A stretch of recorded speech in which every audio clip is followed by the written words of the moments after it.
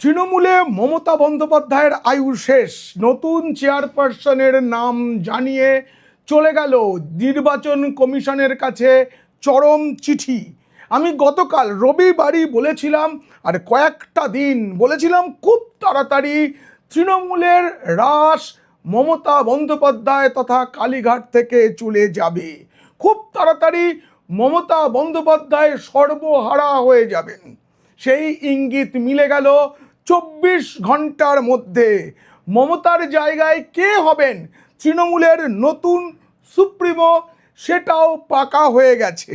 তৈরি হয়েছে 30 জনের জাতীয় কমিটি, আর তাতে আমার পূর্বাভাস মিলে পিসির জায়গায় তৃণমূল কংগ্রেসের নতুন চেয়ারপারসন হলেন অরূপ রায়।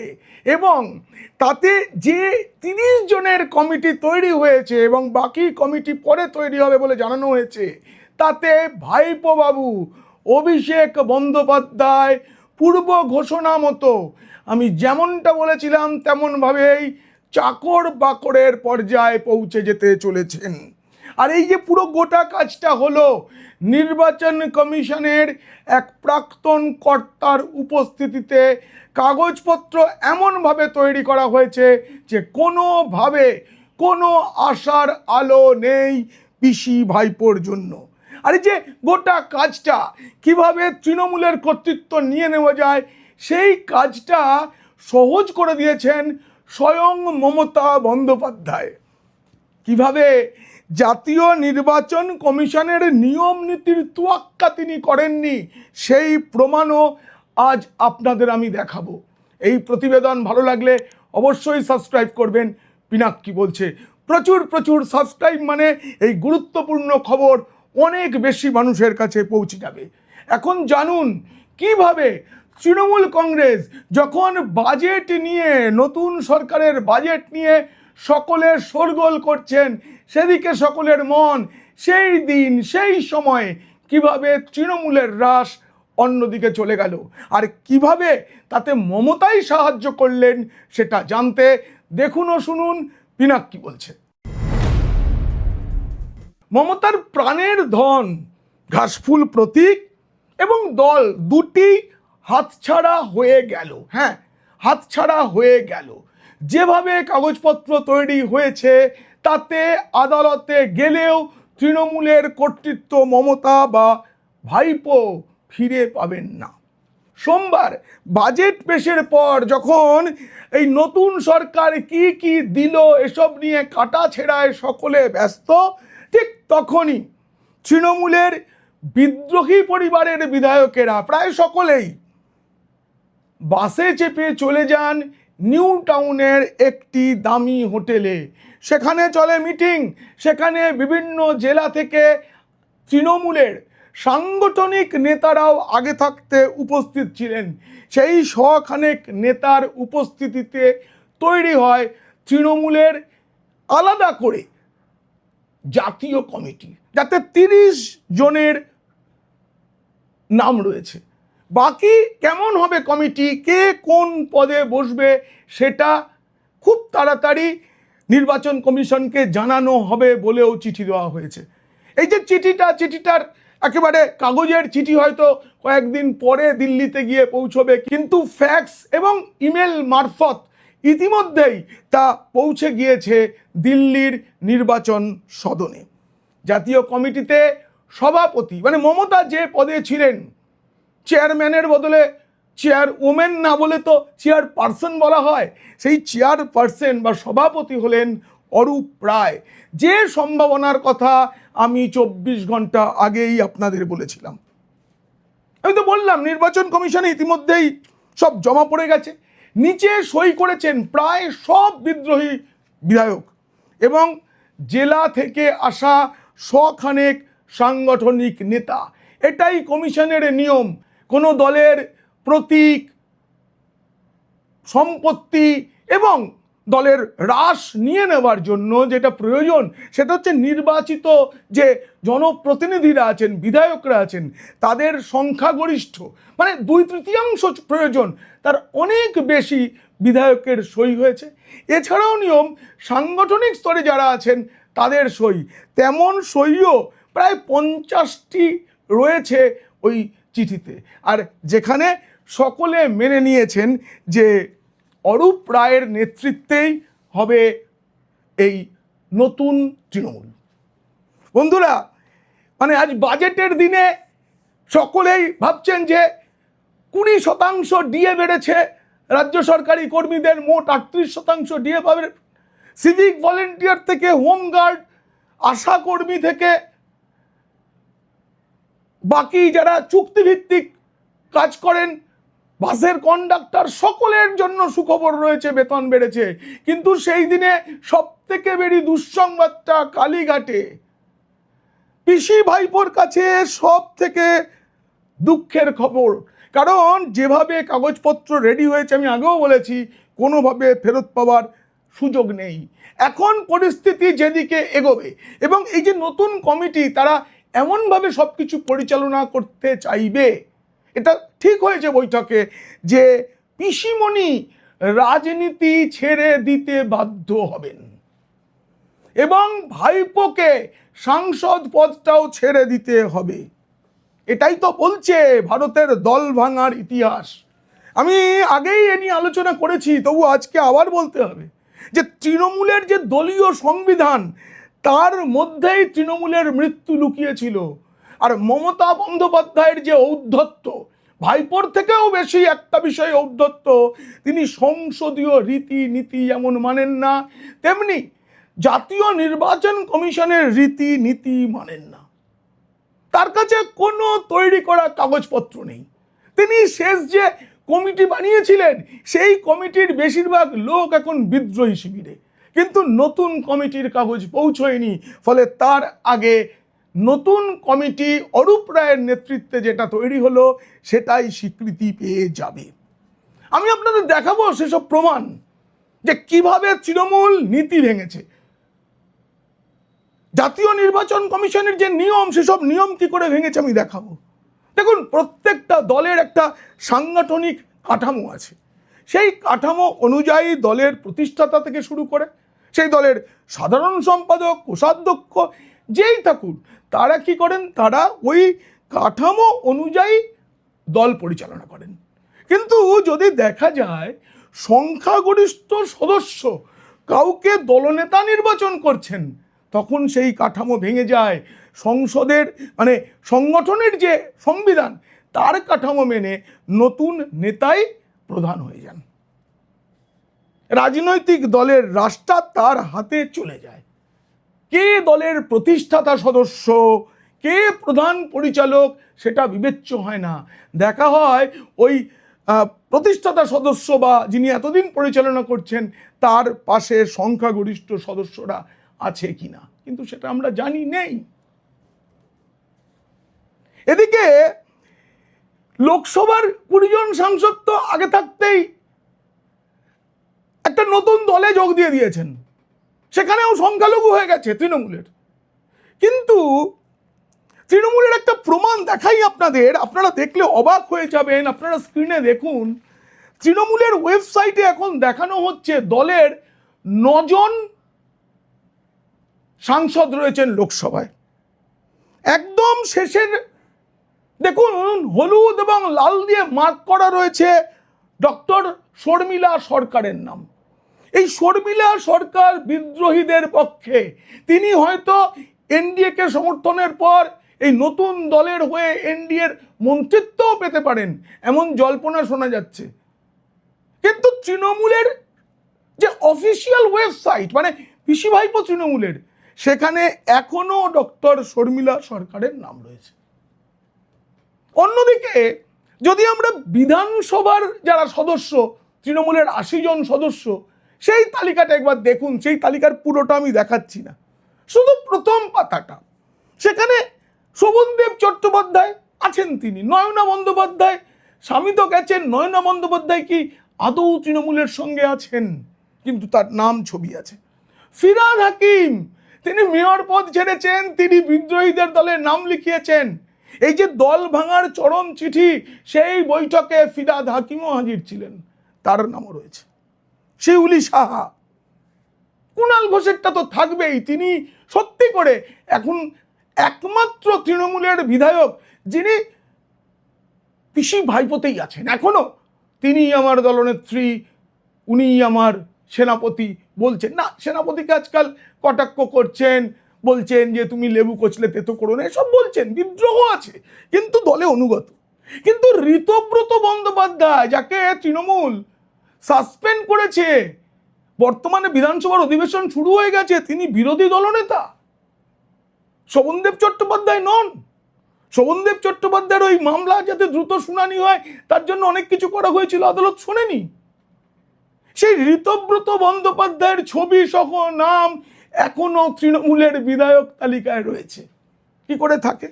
এই রকম নিয়ম ভঙ্গের খেলা আমি অনেক দেখাবো, আপনাদের দেখাবো। এবং আপনাদের জানিয়ে রাখি যে নির্বাচন কমিশনের এক প্রাক্তন কর্তার বুদ্ধিতে সবকিছু হয়েছে।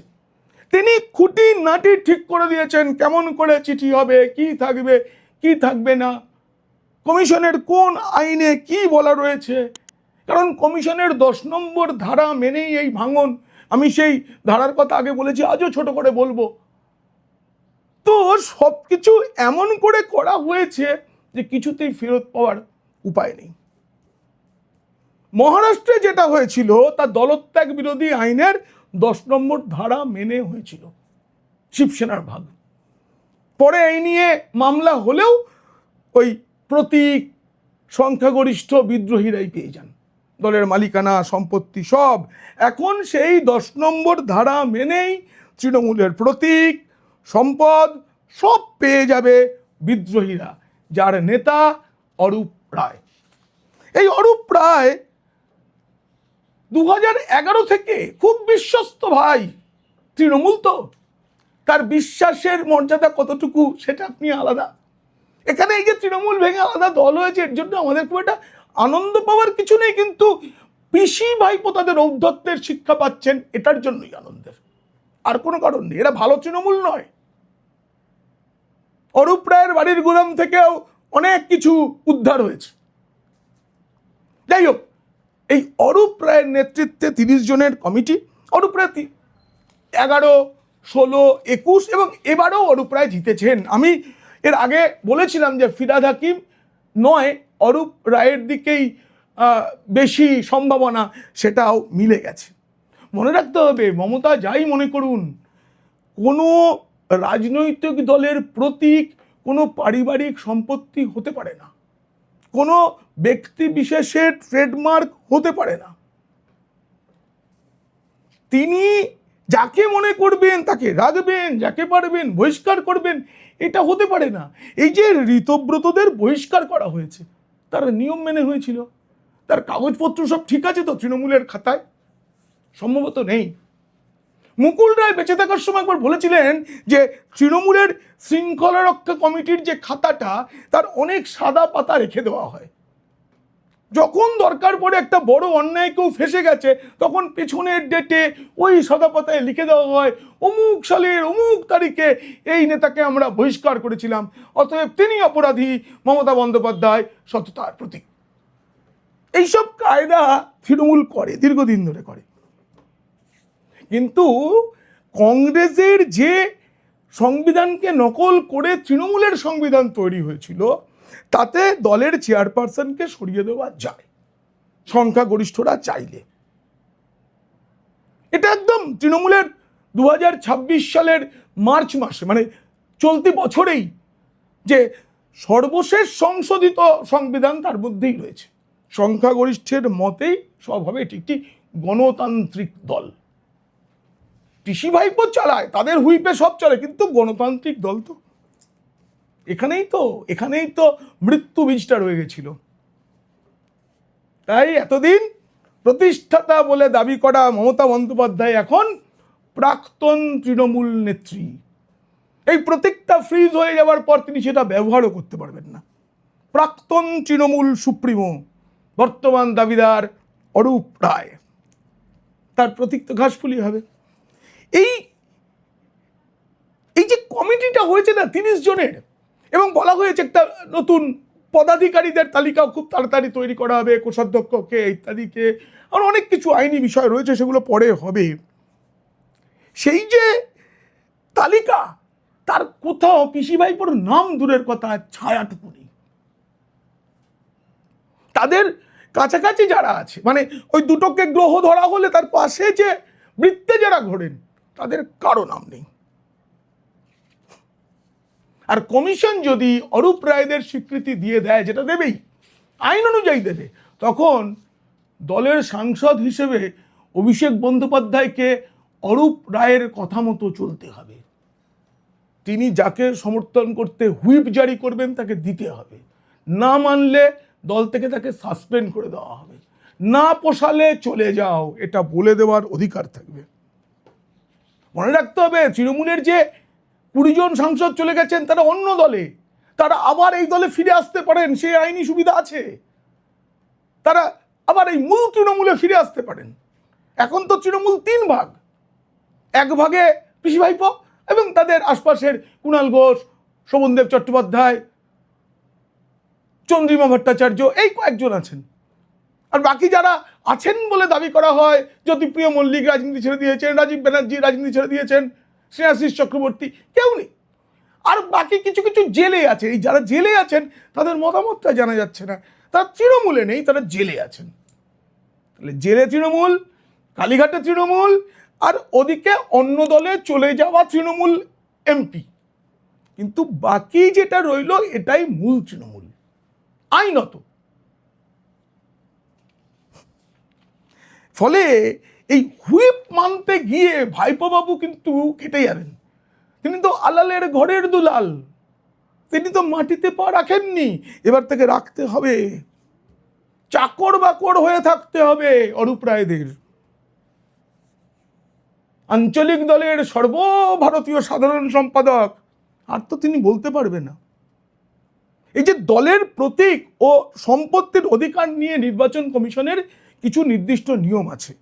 সিম্বলস অর্ডার 1968, তার যে 15 নম্বর ধারা, সেই ধারা অনুযায়ী কমিশনেরই ক্ষমতা আছে প্রতীক কে পাবে, যৌক্তিক অধিকার কার, সেটা বেছে নেওয়ার।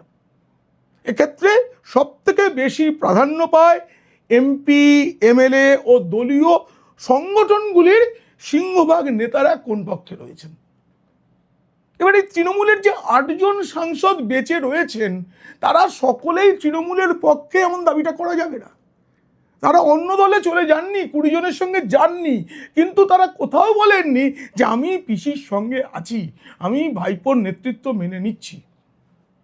2-3 জন যাদেরকে কেউ নেবে না, কল্যাণ বন্দ্যোপাধ্যায়, কৃষ্ণনগরের মহুয়া মৈত্র, এরকম প্রতিমা মণ্ডল।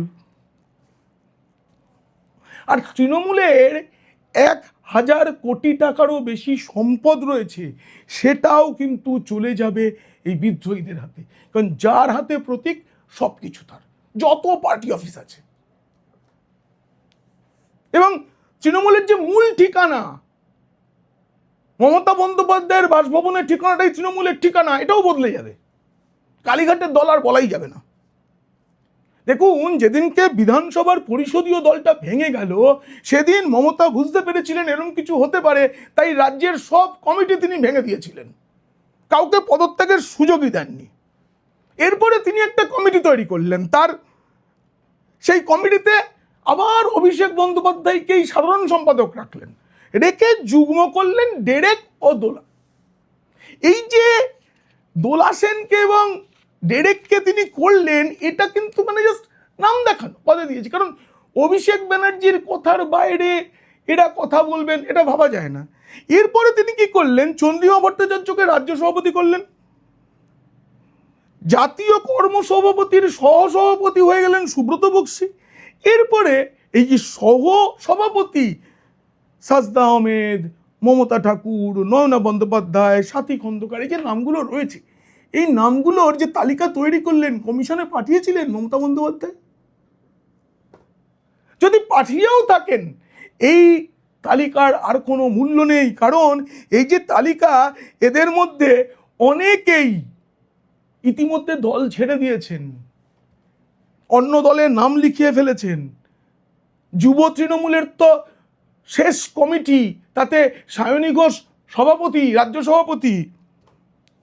মহিলা কংগ্রেসের সভানেত্রী কে? মালা রায়। তারা তো দল ছেড়ে চলে গেছেন। তাহলে ব্যাংক অ্যাকাউন্টে তালা ঝুলিয়ে দেওয়ার কাজটা করে দিয়েছেন কোষাধ্যক্ষ অরূপ বিশ্বাস। তা নিয়ে আদালতে মামলা করা হয়েছিল, দ্রুত শুনানি। কারণ পিসি ভাইপো চাইছিলেন এই যে নতুন তৃণমূল কমিশনে চিঠিটা পাঠানোর আগে যদি কোনোভাবে তালা খুলে কিছু টাকা পয়সা সরিয়ে নেওয়া যায়, কিন্তু সেই সুযোগটাই রইল না। গোপনে গোপনে চরম চিঠি কমিশনে চলে গেছে। পিসিমণি দাবি করেছিলেন এই যে মানে 211 জন, ওই 3জনকে বাদ দিতে হবে, পাহাড়ে তৃণমূলের প্রার্থী ছিল না। এই যে 11 জন যারা হেরে গিয়েছে তাদের সবাইকেই নাকি জোর করে হারিয়ে দেওয়া হয়েছে। তার জন্য তিনি বলেছিলেন সবাই মিলে আমরা আদালতে মামলা করব। পিসিমণি মামলা করেছেন, আর আর 7 জন, মোট 8টি মামলা হয়েছে। 203 জনকেই পিসিমণি নিয়ে আসতে পারেননি। মানে যারা হেরে গিয়েছেন তারাও হেরো মমতার কথা শুনতে নারাজ। কেন শুনবে বলুন তো? কিন্তু এখন আর শোনাশুনির কোনো জায়গা নেই। তৃণমূল পিসি ভাইপোর হাত ছাড়া। পিসিকে রাজনীতি ছাড়তে হবে, ভাইপোকে সাংসদ পদ ছাড়তে হবে, নইলে চাকর বাকর হয়ে থাকতে হবে। এবং এই অরূপ রায়রা অনেক কিছু সহ্য করেছেন ভাইপোর জন্য, তাই তারা কেউ ভাইপোকে সহজে ছেড়ে দেবেন না, নানাভাবে নাস্তা নাবুদ করবেন। এবং সেটা পিসিমণি দলে থেকে সহ্য করতে পারবেন না। তাকে চোখ বেঁধে রাখতে হবে অথবা চলে যেতে হবে, রাজনৈতিক সন্ন্যাস নিতে হবে। এই প্রতিবেদন, এই এক্সক্লুসিভ প্রতিবেদন কেমন লাগলো জানিয়ে অবশ্যই মন্তব্য করবেন। ভালো লাগলে বন্ধুদের, আর খারাপ লাগলে শত্রুদের শেয়ার করবেন। আপনারা সবাই খুব খুব ভালো থাকবেন।